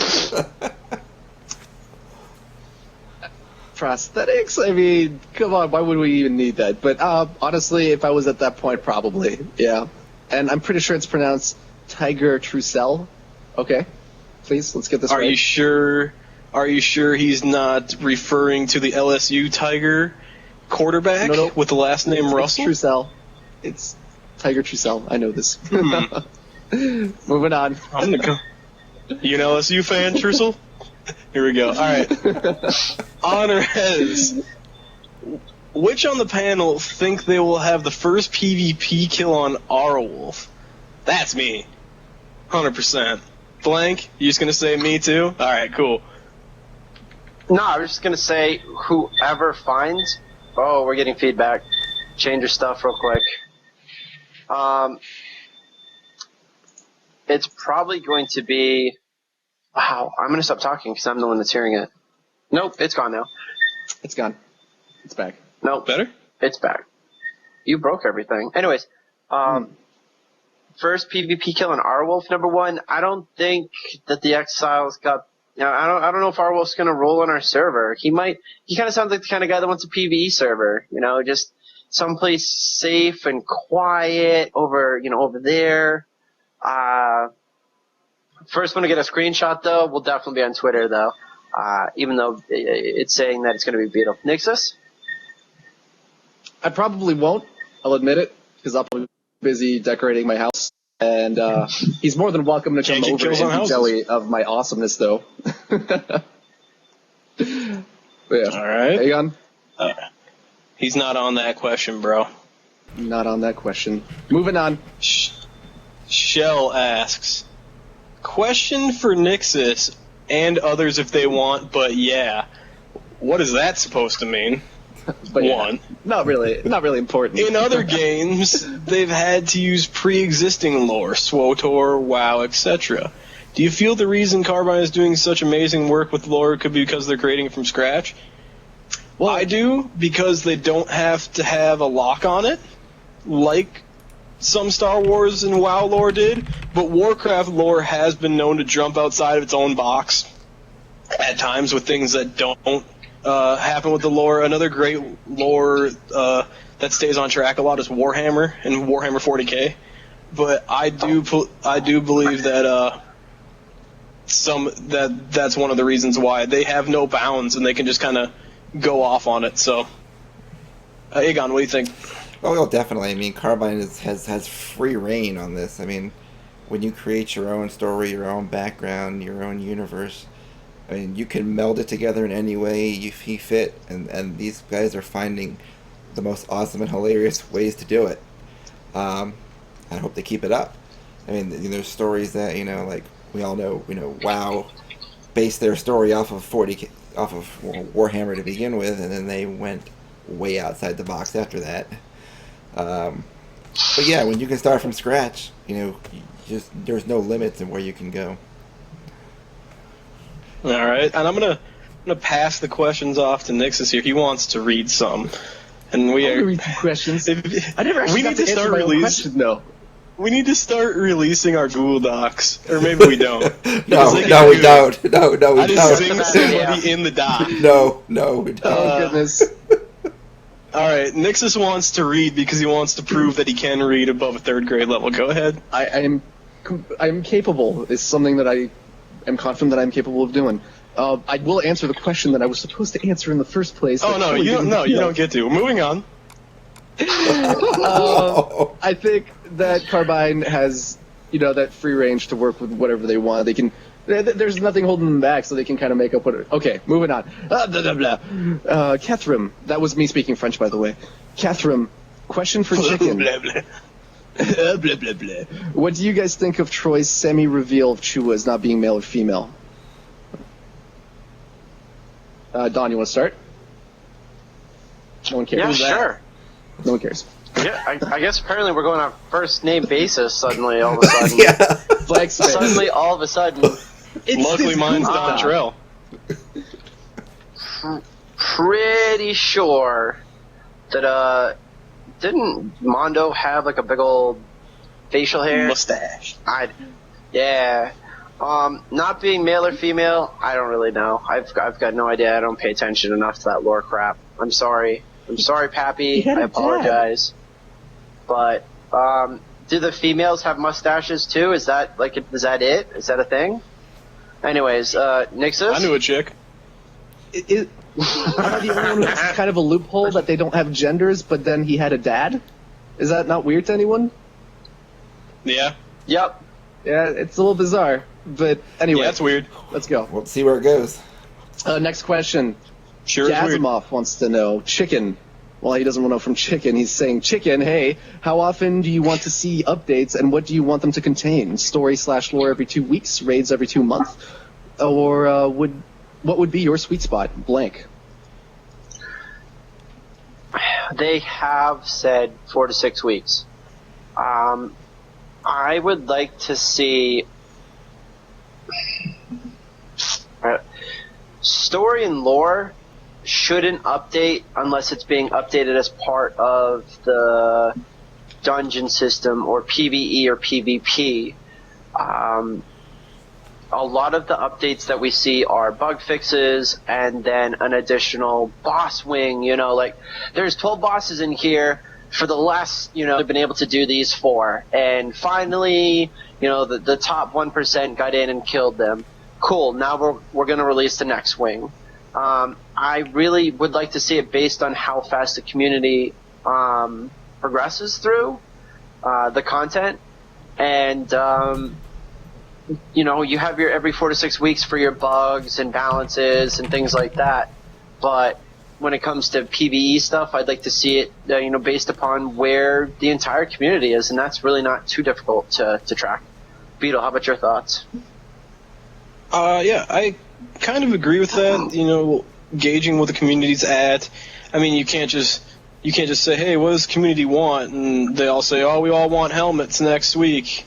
It's kind of, they're going to have a content pipeline, and they'll probably have a couple of things working on. Like, what do you want to see soonest? We're working on gear. We're working on a couple more raids. We're working on a couple more zones. What do you guys think you want to see at this point? And that'd be the best way, because I want to see a lot of different things. I'd love to see them introduce a couple more sets of armor, some more mounts, a couple more dragons. But it's just like, I think it's good to gauge it off your community to see what they want at a glance, but work on as much as you can at the same time. Aegon. Yeah, I expect Carbine to have a good lead time on all of this stuff. I'm sure they're going to have 2 or 3 raids ready, even by the time the raid releases, besides the raids that are already going to be in the game. And definitely, I think their release time should definitely be scheduled on how the community goes through this. Now, how that's going to be done, I don't know, especially with the changing randomness of raids, how they're going to determine if, so-and-so has been defeated enough to move on. But, it should be interesting to see. Lore and story, that should definitely go along with any major update of a dungeon or a raid or a new area, but other than that, there really shouldn't be any story or lore updates outside of those. Good. What do you have to say, Blank? Just that there's definitely it's going to be challenging a little bit of the overhead, and more I was thinking about that while you guys were discussing the content changing on a weekly basis, and how Beetle said, oh, this is a health boss week. They may have to adjust things a little bit more dynamically because, people are blowing through the fire bow, attribute that the boss gets. It's just too easy. But people aren't getting that extra loot from the extra health boss. So they might have to do some adjustments and maybe even not release extra content. I'm really hoping it's something that at first they micromanage until they get a real good feel on how quickly content is being consumed, and they go from there. All right, Nixus, go ahead. Alrighty. Straga24. Just curious though, is hardcore really hardcore because of time management and not just the content being hard? Like, I've said this before, and it's one of the things that we discuss to people who apply to the guild. Hardcore, I feel, is a way of approaching the game. You can be hardcore and play the game for 10 hours a week. You can be hardcore and enjoy the lore. You can be hardcore and enjoy whatever part of it is. The reason people get hardcore and casual becomes this whole negative connotation is because most people that have 40 hours or more to beat their heads on content are called hardcore. It's not just time management, and it's not just the content being hard. It's those who are willing to work on a section of the game that they enjoy and really put everything into it, whether it's an Excel spreadsheet, working on it with 39 other people, whatever it is. And that's why we have people like Onrez around, who is an econ PvPer. Before coming to Wildstar, I never even really thought about something like that. Like, hey, he's not interested in, going into a war plot. That's not his focus. But when I need to know how to make money, that's what he does. That's what he enjoys, finding out all the little nuances and how to get, to level my crafting or do whatever. Aegon, hardcore, time management, content being hard. What are your thoughts? For me, hardcore, I mean, at least in my eyes these days, is dedication. What you put out towards the people you play with and the game you play. If you're dedicating all of your effort to improving your guild, improving, the way the guild works, helping out your crafters, coming up with new strategies, data mining, and sharing that information with the people you play with. For me, that's hardcore. I mean, you're dedicated, and you work hard for what you're working on and what you're playing. That's how I feel hardcore is. What do you think, Beetle? See, I think we talked about this a little bit a couple weeks ago, but I seriously still feel hardcore is a mix of both, time management and content being hard, because you can be on all the time, but you can still suck at the content and not get anything done. You have to be hardcore enough to take the time to learn the mechanics, realize why your gear isn't working, do some stat crunching. And there can be people that, heck, I could come on for 2 hours a day, but if I know what the hell I'm doing and I can take down that raid before the guy who's done it for 8 hours, that makes me hardcore in a different way, honestly. It's just, I love to see the time management and the time commitment version of hardcore, because they help a guild as a whole when they're on so often and they become these great Wikipedias of the game, But you also need those, and it kind of leans more towards PvP for me. You need those guys who can pick up a controller, pick up a keyboard, and go ahead and go 20-2 in Counter-Strike. You need people that just, boom, the game makes sense to them, and that's a whole other version of hardcore. So in the long run, you'd love to have someone who knows what the hell they're doing and can put a lot of time in, but it's always both, and I always say, you can play for 8 hours and be hardcore that way, or you can play for 2 and knock out content and be hardcore that way. I love them both. Everybody has a home, and as long as you're on during raid time, I'm okay with you. Go ahead, Nexus. All right, last question for me. Summoner Radix asks, how are all the ultra-entitled gamers going to handle having content they don't have the skill to get or to beat? Blank. I can't wait. I can't wait. Yeah. Listen, badass but humble, I'm not quite sure how I want to say it. You can have aims that you want to do, but you got to have a realistic approach and an outlook. Our guild is exactly like that. We'd like to aim for here, but we don't know how challenging the game is going to be. There are still some organizations in the Wildstar community that are out there saying they're going to be number one, and they feel that they've got this or that. I cannot wait. I cannot wait for the tiers on the forums and on streams and people just being like, wah, because it's going to be amazing. I'm looking forward to it. Beetle? Yeah, I love people crying. The ultra entitled gamers, or as I call them, hipster gamers, Half-Life 2 will be the best game ever made gamers, we lost first blood in the league, GG, I quit gamers. I hate you. I can't stand you, and you're terrible for the gaming community. And you just give all gamers a bad name and all these, Sunbro Dark Souls out there. It's just like, I can't wait for you to just not. I mean, if you're good and you say GG, I quit, okay, and you can still be the content, but just like, I can't wait for you to cry because you're so mean. You pick on me. No, it's just. I just hate seeing the gaming community in these toxic environments and these rosters of people that are just thinking it's a good thing to say, GG, I quit. This stuff is stupid. Why is it so hard? Why can't I beat it? Because you're not good. You can't do it. Get better. So I may sound like an asshole, and maybe I can't. Who knows? Maybe I won't be able to do it. Let's say this. I'm not saying, I'm the best, GG, cool like that, but it's like, if I can't do it, I'm going to try to do it. I'm not going to say blank, you know what, dude, I quit. I'm going to go ahead and join the Cubeworld server with Nixus and just kind of, I'm going to shoot a lot of cubes. I just hate the attitude, and I could do a whole show on the attitude of the game industry as it is today, and those attitudes of those Han, those league communities, and they're just so toxic, and I can't stand it, but, you know, I can't wait for you to fail. That's always fun to me. And I like reading forum posts which is like, how come I can't do the boss? Because you're not doing the boss right.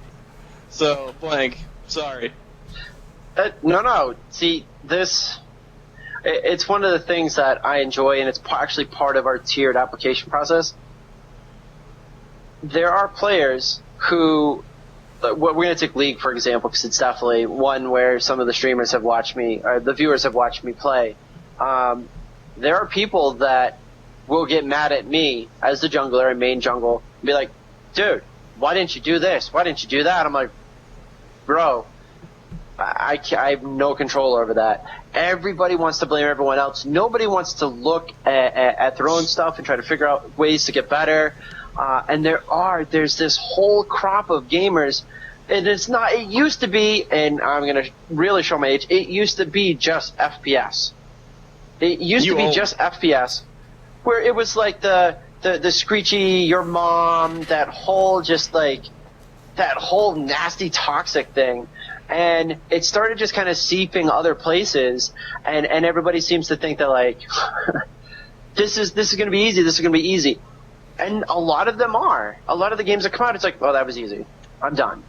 I seriously am looking forward to people being upset and crying, and then some of these organizations falling apart because they don't have the fortitude or the intestinal fortitude to keep their players focused and motivated to move forward. Like, okay, we've been stuck on this. A lot of other people have. Let's brainstorm how to fix it. Let's talk about what's going on, what we're seeing, what we're experiencing. We're working together as a team.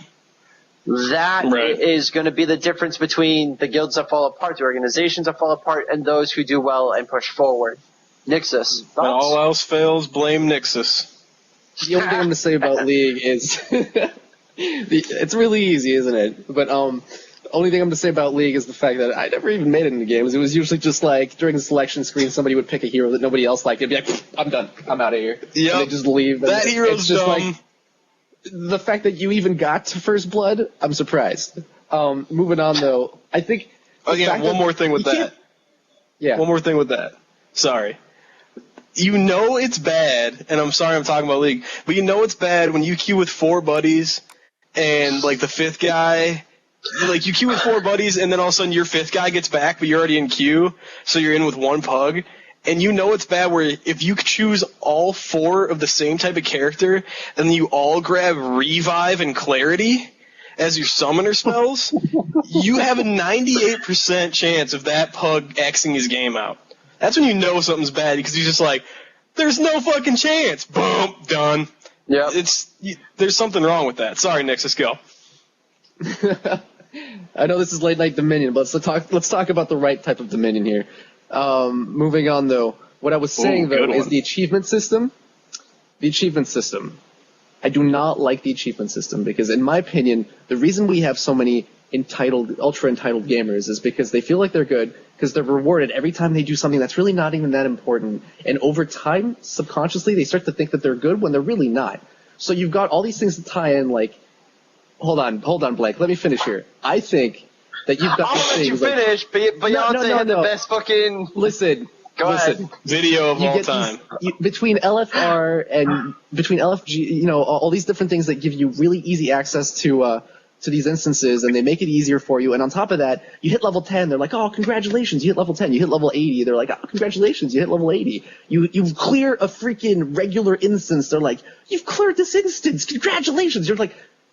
To me, I'm just like, I fucking hate this. Like, stop congratulating me. Congratulate me when I beat the final boss.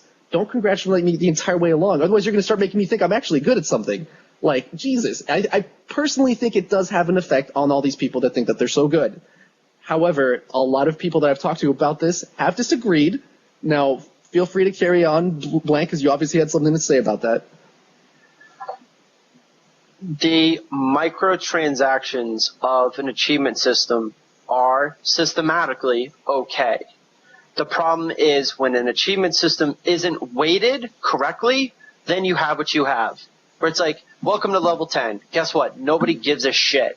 Sorry, nobody cares. Exactly. But there were those times when weighted correctly, for those of you who played Vanilla WoW, sorry to be nostalgic, Beetle, when you hit level 40 God. and you got that mount, you didn't need a fucking achievement. You were like, I am a badass. Like, because the system was weighted correctly, you didn't need just the title. You knew how flippin' awesome that was. So there's a way to balance it. Yes, other games have gone away from doing it correctly. There is a way to optimize achievement systems, even if they make them so that they have those microtransactions where it's like, you're level 10, congratulations, you reach max level in 2 weeks. Here's a special title. Here's something cool. Whatever it is. And then when you have those hard modes, those achievements actually matter. They're weighted. They're cool. But I do agree with you. That's why we do have some of the entitled people that are like, whoa, dude, I've got 9,000 achievement points. Like, bro, nobody cares you did the fucking Easter egg hunt and you did all the yearly shit. Nobody cares. So I do agree. And let's hope that Wildstar has an achievement system that is balanced and weighted correctly. Aegon, go on into the last bunch of questions. Oh, man, we're letting Aegon do questions, too? Yes! I'm not the one! Yes! Aegon, you're still muted, though. Good start. Oh, apparently I gotta read questions now. Oh. Alright, well, first... If you don't wanna. I can do it. I got no problem. Alright, first question is from Chrissy. Question is, are you willing to lower your standards in order to fill a 40, or will you stick to cream of the crop and downgrade to 20s? What do you think, Beetle? My thing with that is I don't consider it lowering my standards necessarily, is if I can get the cream of the crop in and then bring in some talent, as I would say it, some potential, some talent, and help teach those guys, because they could be the next cream of the crop. Everybody can learn in, achievements. I hate to say, sorry, but they can become the next best players or some of your better players, and you can't always exclude them from the cream if you don't have a full 40 of your best players. I would lower my standards, so to speak, within this question. Blank. You're talking to two GMs here. We will approach it this basically that same way. However, I feel that, as we talked earlier about the old school and the new school MMO players, we're actually trying to find those who are younger, that are those newer MMO players, so that they may not have that stacked resume. They may not be able to say, I was third in the world ranked, here's my link, here's the guild I was in, here's my stuff. But they have the drive, they're willing to learn, they have the responsibility, they're willing and able, they have some experience, they're not a derptard, they don't keyboard turn. You're going to be willing to train them and then thin down your roster as you go. Hopefully you can find the people to build up your roster that is a mix of both of that. You don't want just all old school minded people, because you need to generate, especially for those people who want to be hardcore and progressive with their 40-mans, you want different mindsets. You want people who can attack problems differently and see them and explain how they experienced it, they perceived it, and then attack the problem together. So do I see us downgrading to 20s or as a guild? No. Do I expect other guilds to do that? Potentially, if that works, that dynamic for them. But more than likely, if they do, they're going to reach out to others who have done the same thing and get together to try and beat on those 40-mans. Beetle? Yeah, Blank does a good job here with saying those newer people that have the drive and have, the time to put into this game and become great raiders. It's because those people that hadn't played WoW, think about when you played WoW and how dedicated and how hardcore you were. Some of these guild people, these people new to guilds, haven't had a game like that. What if Wildstar becomes their game like that, where there's like, hell yes, this is my game, let's raid, let's do this. Everybody gets nostalgic about a game. What if people don't have a game to be nostalgic about yet? And they hit that game, and then they're, foot on the gas doing work.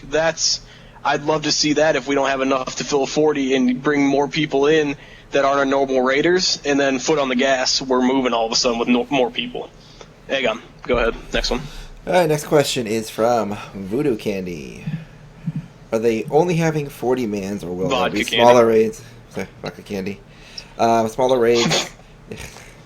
It's too late, damn it. Yeah, we've already answered this before. Yes, they will have 40 mans, and they're going to have 20-man raids. Anybody else have anything to say about that? If not, I'll move on. Nope. All right, Flannan. If you have more than one circle of friends, do we get to have a Venn diagram? Huh. I don't know. It'd be an interesting thing. I think it'd be kind of annoying after a while, especially if you're in tons of circles with tons of friends. But your Venn diagram people will be like 3 pixels big if your circles get big enough. What do you guys think? No. I have no idea. I mean, it just creates like another circle-based. What the hell is a Venn diagram? Have you ever seen before, son? I had to say it. We might as well just go to the next question for Blank's pride spot. Go ahead. Oh, God. All right. Next question from Demichi. Question from Blank Space. Is that an Argyle t-shirt? No, it's whatever I pulled out from, being clean. So, he doesn't know what a Venn diagram is. He probably doesn't know what Argyle is. Let's go. Right. Next question from Nianichu.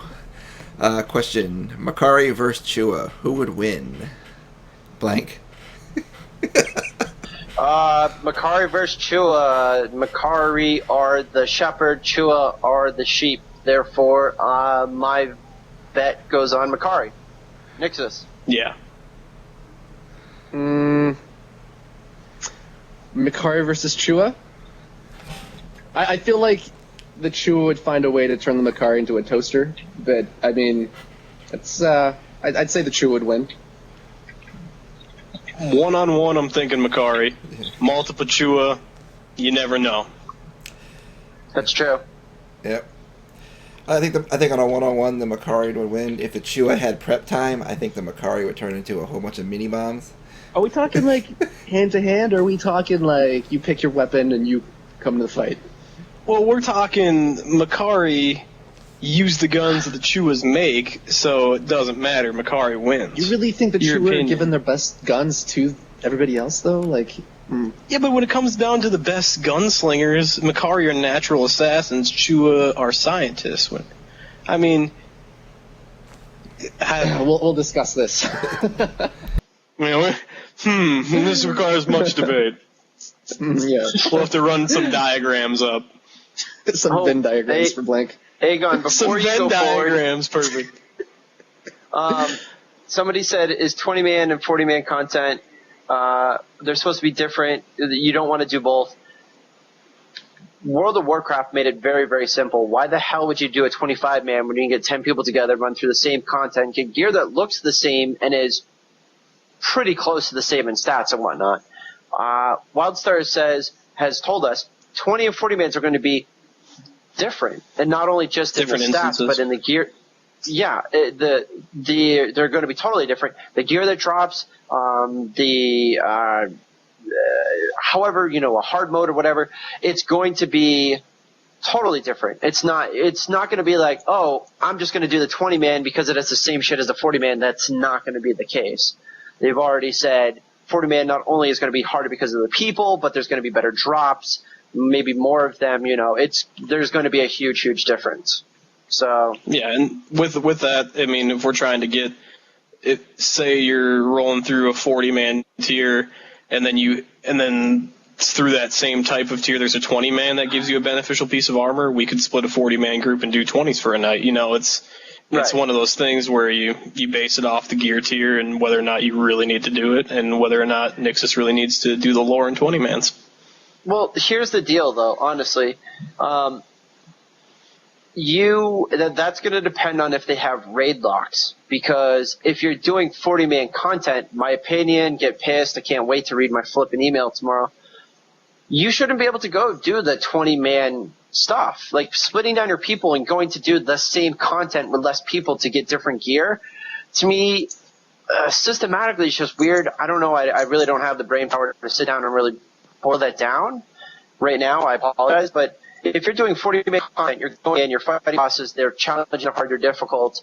You should be able to go like, I'm going to split my big-ass group into two 20-mans and go do the same stuff just so it can help your 40-man progression later. It should be locked. You went into Serpentine Cavern, you don't get to go in and do easier mode stuff. You know what I mean? Again, just my opinion. Right. We might come back to that, but go ahead. What's the last question?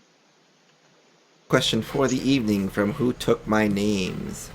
What are your guys' thoughts on the mentoring option? Blank.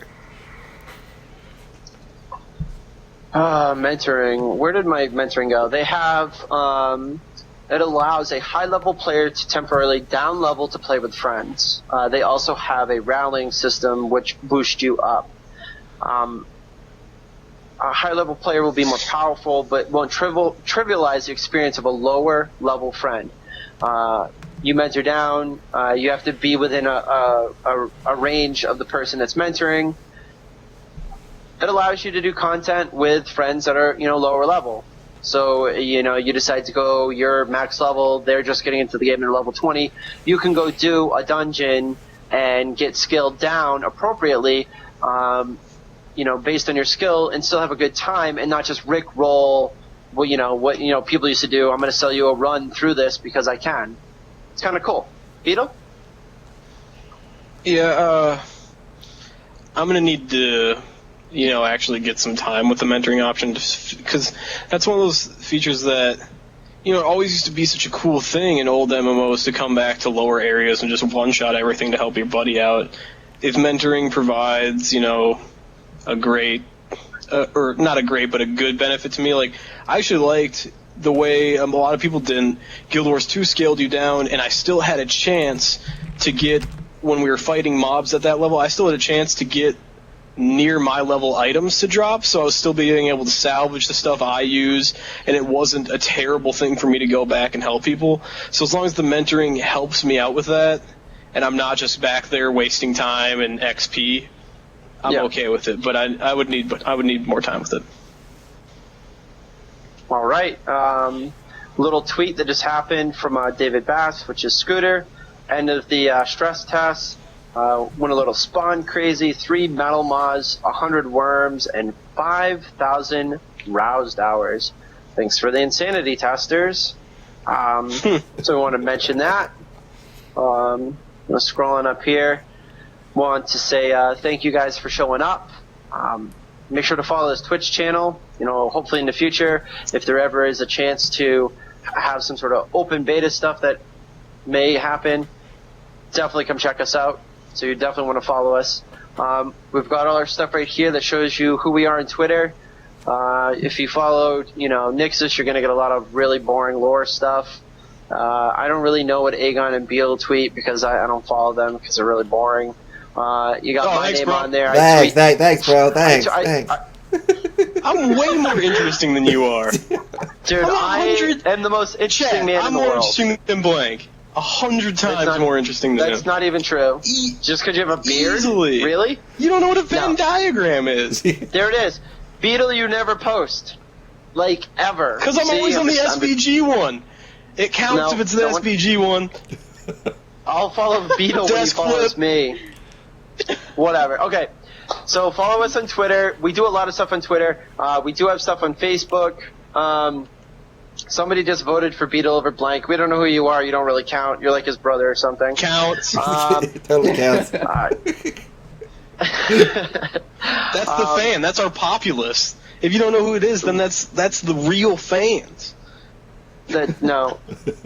Making stuff up. Like Venn diagrams. Boom. Nobody knows what those are. There it is. Blank over nice. Beetle.